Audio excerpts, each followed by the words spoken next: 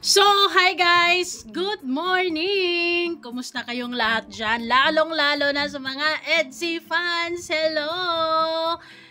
Masaya ba yung live ni Kalinga Pido kagabi? Dahil nasa 3K mahigit ang nanonood kagabi. Dahil syempre, nasasabik din talaga tayo kung ano ang bali-balita. Akala kasi natin ay baka may bulong si Kalinga Pido at na-excite na rin tayo na ay makita ang kanyang kagapuhan dahil meron ngang mga hula-hula. Yes, maraming mga hula-hula since ilang araw ba na hindi nagpapakita si Kalinga Pido sa atin. Talaga naman. And yes, tinupad naman niya yung promise niya na magpapakita siya or magbabalik siya Sunday. Pero ano pa pinapakita ni Kalinga Pido? Yung paalang naman niya at saka yung bintana ng kwarto sa kanyang hotel na inistihan. Syempre, wala pang ilaw guys. Oo, nagtitipid si Kalinga Pido ng ilaw. Ay nako. Anyway, still para sa mga NC fans, syempre, 'di ba? Yung iba hindi makontento, may mga iilan talaga na syempre gustong-gusto pa rin na makikita natin ang pagmumukha ni Kalinga Pido. Pero yung iba naman, carry na kasi narinig natin ang boses niya. O, diba? Mukhang masaya naman siya guys at makulit naman siya sa live niya. Actually, mahaba yung live niya. Umabot siya ng 1 oras mahigit. So, I guess talagang nasa mood si Kalinga Pido na makipagkwentuhan kahit yung paalang niya ang sumasagot sa atin. Talaga ba? Ay, nakakaloka. The question is, ano nga ba ang kaganapan ni Kalinga Pido dito sa Manila? Maraming haka-haka guys, maraming mga hula-hula. Pero syempre guys, bago ang lahat, don't forget to support and subscribe Kuya Val Santos Matubang at na vlog Kalingap Rap at sa lahat ng team Kalingap. Syempre guys, salamat sa support at pagmamahal nyo sa aming mga Kalingap reactors. So actually, dahil ilang araw na hindi nagpapakita si Kalinga Pido, maraming mga haka-haka at maraming mga hula-hula. Tamang ano lang ba? Wala namang masama para sa akin yung mga hula-hula na yon kasi sa mga nababasa ko, positive naman. Merong mga iilan na negative, pero di bali na, wala namang katotohanan yun. Malayo sa katotohanan yun. So, itong mga positive na hula-hula, mas malapit pa. Katulad ng, meron akong 2 sample dito. Bakit ang dilim? Siguro may kasama yung dalaga. So, iniisip na andun si Beyonce. I wish! So, sabi naman isa, inaantay niya lang si YB para magkasama sila sa vlog ni Eds dyan sa Manila. Happy naman ako dyan na magkasama silang dalawa sa mga lakad ni Eds. Okay, still no confirmation guys kung makakahabol nga ba si Beyonce. Although, talagang sinabi yun ni Kuya Jilo sa mismong live niya and sinabi din ni Kalinga Prab na susunod. Pero, until now, wala pa namang balita. So, still finding Beyonce. Siguro nagpapagawa sila sa Bilo Clinic. Oh, 'di ba? Pogi yarn. And marami pang mga nabubuo actually. Bali 3 na 'yan, 'di ba? So, yung iba, yung comment down below na rin kung ano rin ang mga hula-hula nyo. Since si Kalinga Pido ay talagang mysterious. Mysterious ang effect ni Kalinga Pido ngayon guys. Kaya naman maraming mga hula-hula. Isa na dyan, yung mga nababasa ko. Actually, bali dalawa yan. Tapos yung ibang nababasa ko sa comment, Kisyo baka bumili si Kalinga Pido ng brand new car. Pwede.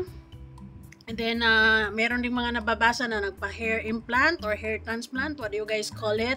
So, maari din yon. And then, iba pa mga nasasabi ko about business thing. Okay. So, ano kaya ang totoo dyan? Sino kaya ang tumama? And then, sa live ko kahapon, sa totoo lang, ang sabi ko, yes, nag-post si Kalinga Pido na magbabalik na nga siya or magla-live na siya. So, sabi ko nga, kung magpapakita si Kalinga Pido, syempre, kung totoong nagpaano siya ng hair, kung nagpa-implant siya ng hair, edi mapapansin natin yun.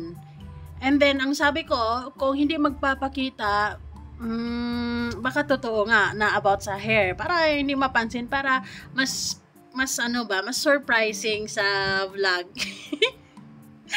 Grabe, kanya-kanyang trip, di ba? Kanya-kanyang hula-hula talaga dahil walang, alam ko may, yung mga kasama ni Kalinga Pido, syempre, may alam na yon.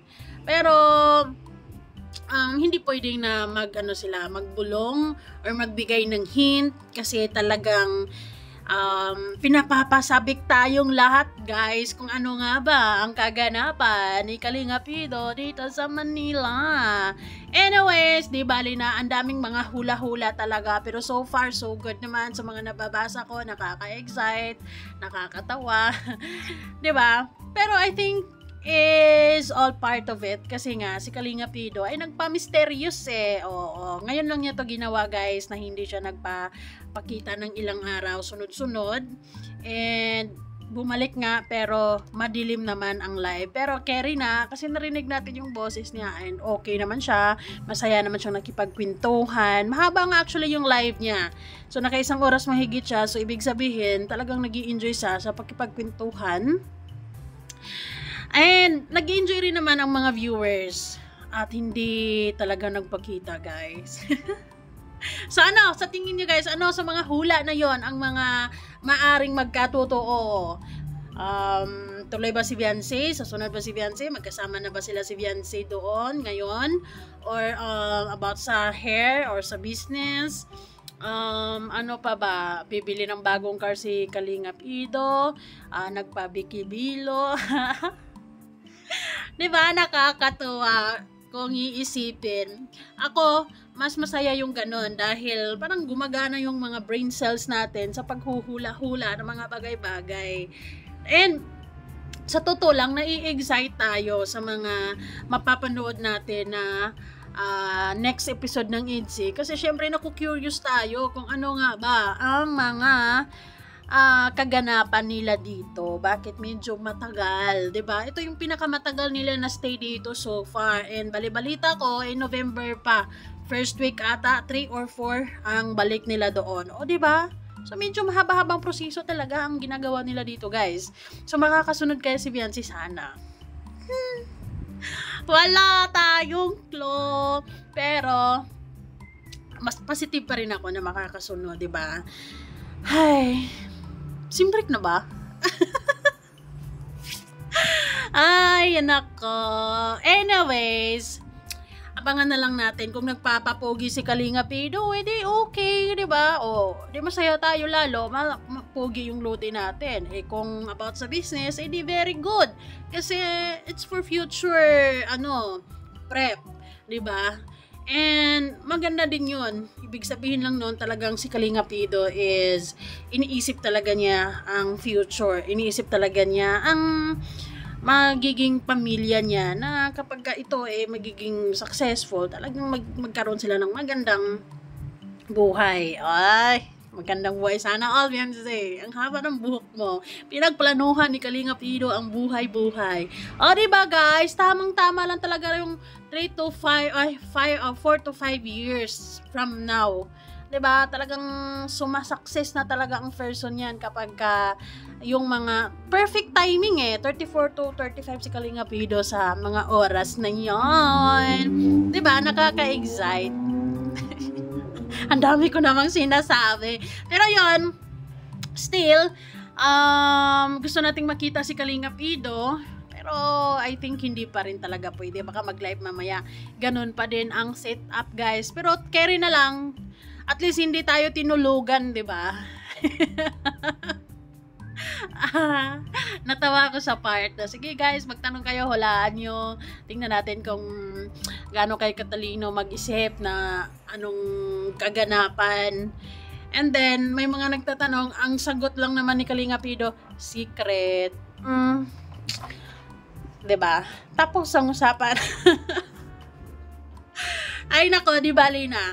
Ang good shot naman dito sa ginagawa ni Kalinga Pido ngayon at talagang walang bulong is talagang nai-excite tayo sa mga kaganapan, 'di ba?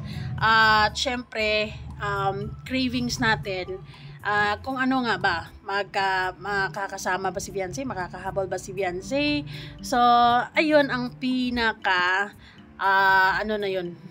pinaka the best na iisipin natin na sana magkasama sila. Pero kung hindi man, sigurado may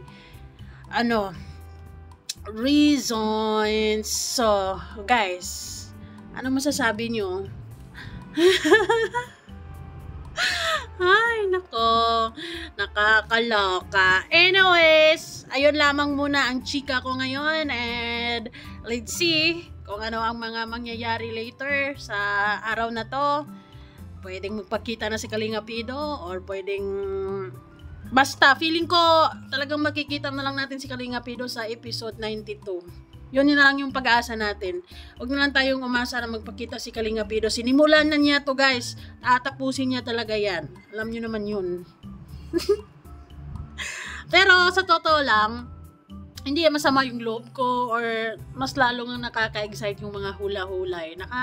Nakakatuwa. And yung ibang mga nag-iisip ng negative, ay basher talaga yun from the beginning. 'Di ba?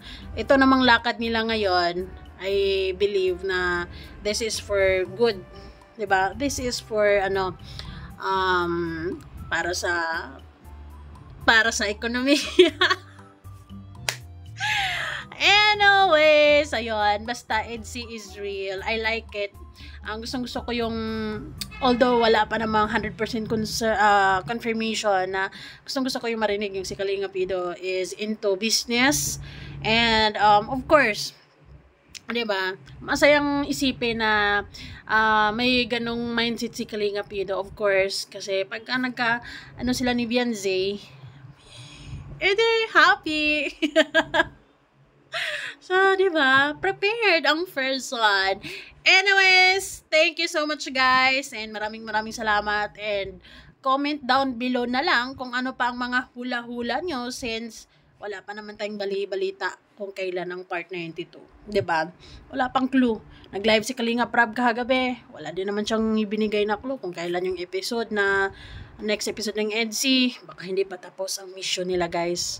At respect na lang natin 'yon. At maghintay tayo. Ganun. Salamat.